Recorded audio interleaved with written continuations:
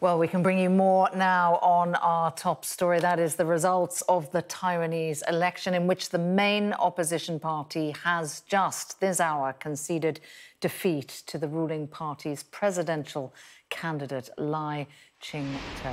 Well, joining me now is former diplomat Charles Parton, who spent 22 years of his 37-year diplomatic career working in or on China, Hong Kong and Taiwan, currently a fellow at Royal United Services Institute and Mercator Institute for China Studies. So really good to see you on Sky News.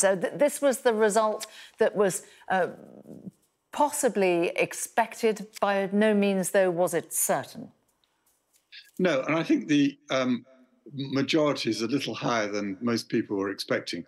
But also, it's worth saying that we still don't know the results of the elections for the legislative yuan, the parliament, and that's also very important. Yeah, and we could see there, although perhaps what you're saying, if the margins were higher for the presidential vote, then maybe they'll hang on. But they only had a slim majority, didn't they, in the parliament? Yes, I mean, if the sort of percentages that are shown for the presidents are reproduced in the parliament, then the DPP won't have an overall majority. I mean, what's been interesting, I think, is that slightly larger share of the vote that Lai Ching-te got is that I think it shows the importance of the China relationship as in the balance between domestic issues, which usually in the elections dominate voters' preferences, but not in the case of Taiwan. I think that international issue has been by far the biggest issue. Yes, that's been interesting to observe, hasn't it? Because there's been the third candidate who appealed to younger voters, and part of what was attractive about him to younger voters is that he had quite detailed pledges about what he was going to do, about the economy, about the cost of living. And the speculation was that perhaps those more domestic issues were ultimately going to be more important to the Taiwanese electorate, but it doesn't appear to have carried through. No, because I think certainly, particularly the young, but others too, have been disappointed by the DPP's performance over the last 8 years in terms of housing, wages. There's also a very big debate on energy, and the DPP is decommissioning the 4 nuclear power stations, whereas the other parties are insisting that their nuclear energy is part of the future mix, particularly when you're about 80% are dependent on fossil fuel at the moment. So the fact that the DPP has prevailed, as I say, I think it just shows that Taiwanese people are really intent on defending their democracy, and they see the threat coming across the Taiwan Straits, and they don't like it. And we saw initial warnings, didn't we, from Chinese administration saying, you know, be careful, folks, because you're choosing between war and peace. What kind of response will we see from the Chinese government to this result?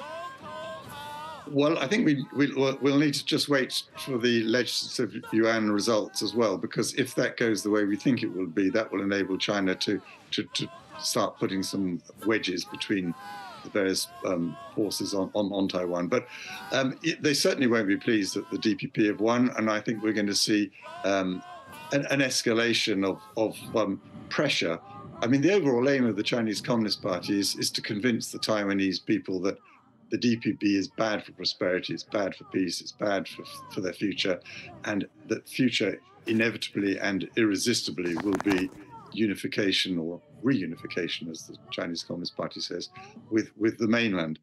In other words, an attempt to put on pressure and break the will to resist ultimately. So in terms of concrete manifestations, well, I think we'll clearly see, as we have over the last few years, a lot more military posturing and threatening. We'll see economic pressure.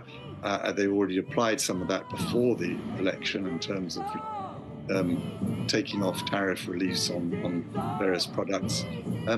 Nothing too excessive before then, but I think it represented only about 2% of Taiwan's exports to China. But it could be higher as the next year goes on.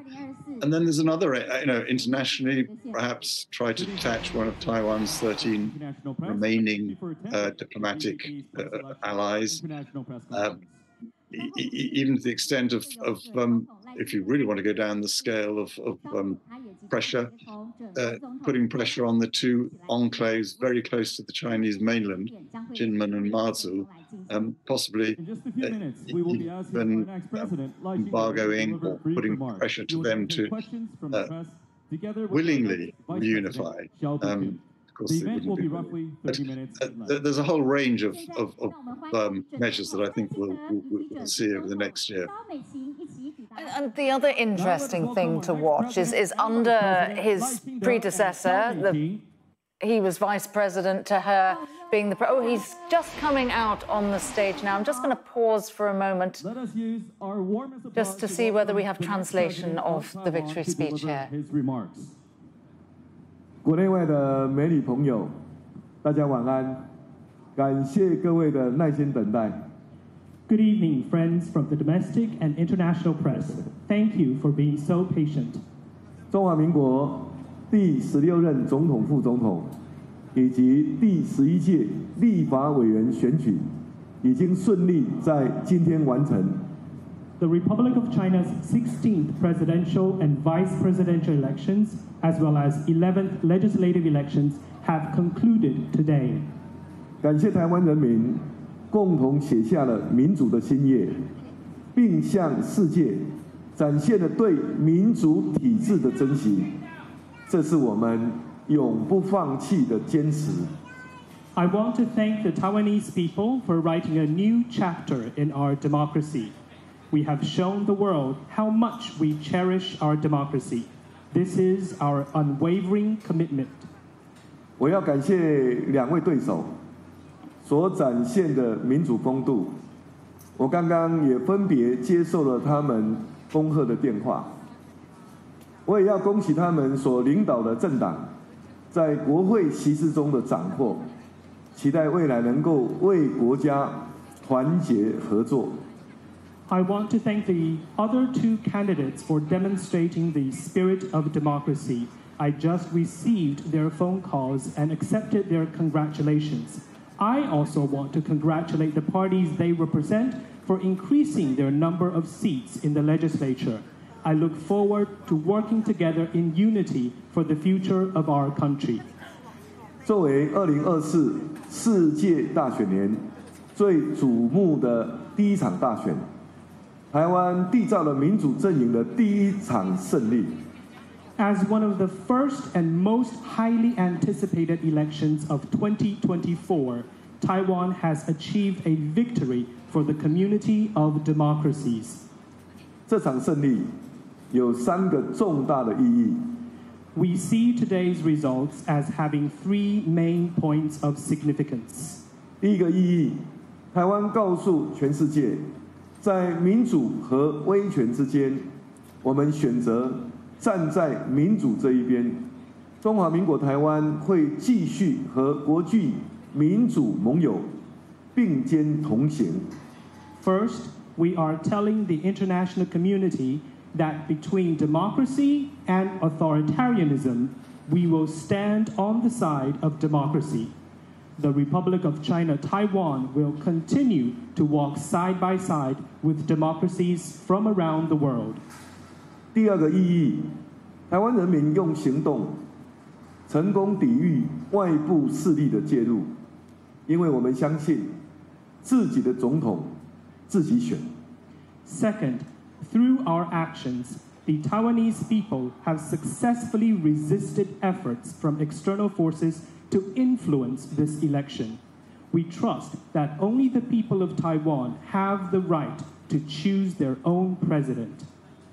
第3个意义，在3组候选人中，赖萧配得到最多的支持，代表国家会继续走在正确的路上，不会转向，更不会走回头路。Third, in between 3 groups of candidates, we received the most support, meaning that the country will continue to walk on the right path forward. We will not turn around or look backwards. 我们要感谢蔡英文总统和执政团队的伙伴们，8年来尽心尽力，为台湾的改革与建设打下了深厚的基础。We want to thank President Tsai and the entire governing team for their unfaltering efforts over the past 8 years.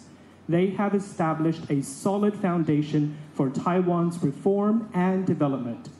赖清德和萧美琴将在这个基础上加倍努力，让国家稳健前行，让人民过好日子。On this foundation, Xiaobi Kim and myself, we will work even harder to move the country steadily forward and enhance the well-being of the people. 然而，在国会 Well, that is the victory speech there of the candidate Lai Ching-te from the DPP party. He had been vice president before that. This is the third term that the DPP will have the presidency in Taiwan, striking the tone of pretty gracious victory speech there. We can get more perspective from former diplomat Charles Parton. Again, I apologise we cut away from you. We're having an interesting discussion there, but we had to take that victory speech there, Charles.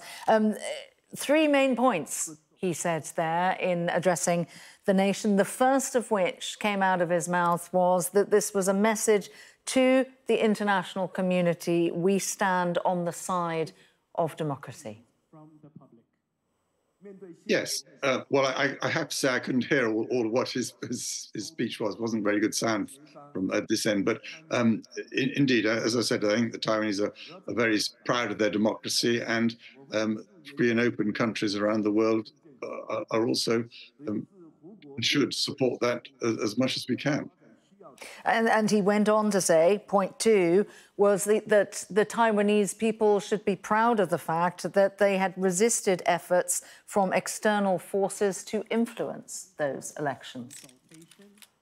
Well, I think that this will be an ongoing battle. Yes, they've certainly taken a step to make quite clear to China where they stand on democracy and indeed on the future of their country.